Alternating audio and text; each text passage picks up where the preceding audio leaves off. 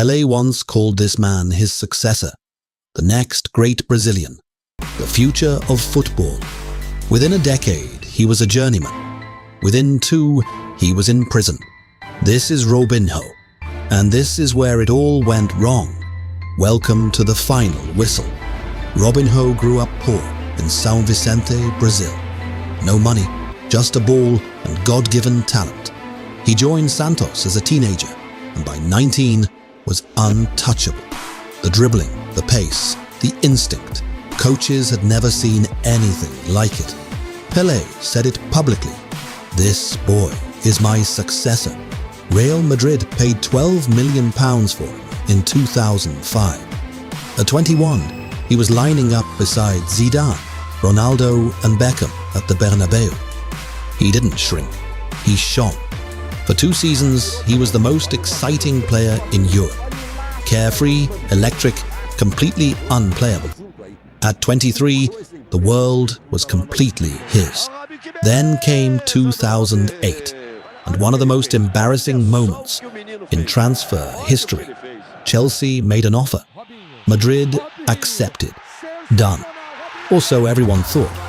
Manchester City, freshly flooded with Abu Dhabi money, hijacked it at the last second for £32.5 million. A British record. On the announcement day, Robinho sat in front of cameras and said, "Chelsea made a great proposal, and I accepted." He didn't even know which club he'd signed for. It was funny, but looking back, it was a warning sign. At City, he started brightly. Then the grey Manchester winter hit. He stopped performing, admitted publicly he was homesick. By January, he was back in Brazil on loan. He never truly returned. What followed was a decade of slow fade. AC Milan, back to Santos, Atlético Mineiro, China, Turkey, each move smaller, each chapter shorter. The player Pelé had crowned his heir, became a footnote, remembered more for wasted potential than actual greatness.